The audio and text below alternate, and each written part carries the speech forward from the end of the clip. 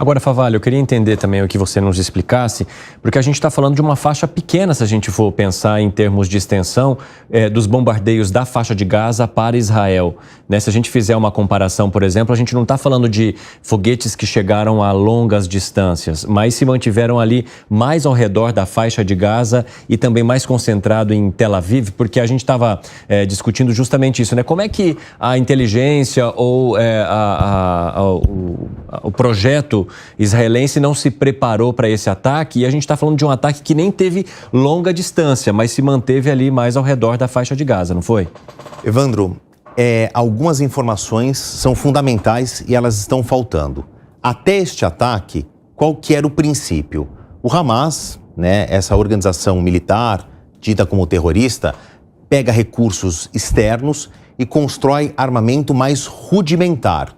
Foguetes, não são mísseis, são foguetes. Calcula-se ali uma carga de projeção e se orienta. Mais para cá cai talvez num bairro assim, mais para cá num bairro assado, de acordo com o mapa e um cálculo de parábola. Né? Não tem um alvo específico, joga para lá.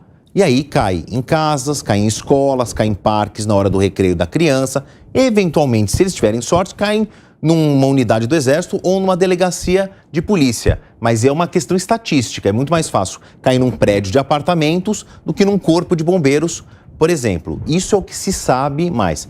A gente falou com muita gente ao longo do final de semana e uma das fontes me diz, então, talvez esses foguetes já tenham subido um pouco de patamar. Mas as cargas de projeção levam, por exemplo, da faixa de Gaza até Tel Aviv, que é a capital financeira, é o centro urbano mais caro, de maior densidade demográfica, né, tirando a parte de Jerusalém, né? E que isso aí viajou talvez uns mais de 200 quilômetros, alguns desses projéteis. A gente está falando aí de uma extensão bastante nova, né? Quando a gente olha aqui pelas capacidades do Hamas. Então, uma das hipóteses na mesa é que esses foguetes, antes tidos como um pouco mais rudimentares, receberam financiamento e subiram um pouco de patamar. Falávamos do Dome, né? Da capacidade de defesa, que é impressionante, trabalha com inteligência artificial e tudo mais. Uma capacidade de acerto de 97%, ou mais de 90%. Cada unidade de artilharia dispara 20 mísseis ao mesmo tempo, que se conversam entre si, porque eles não se chocam, e vão em busca desses foguetes inimigos. Só que quando se sobrecarga essa capacidade máxima de análise do computador, houve esses elementos de perfuração dessa cúpula de ferro. E aí que caíram em casas, em parques, em escolas e tudo mais. E a gente não está falando só de foguete, né? A gente está falando também de pessoas, porque eles fizeram, entraram pelo território, vieram de parapente, né? Entraram pelo ar e conseguiram, inclusive, por meio disso, sequestrar essas pessoas e carregá-las, então, para o território que pertence à Palestina. Perfeitamente, Evandro. O professor Favalli foi muito no ponto com relação à questão do colapso. Mas não chegou a haver exatamente um colapso.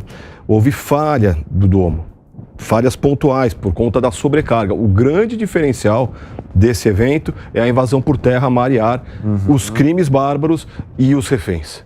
Essa é a diferença. O problema não tem sido exatamente os foguetes, porque o foguete faz parte.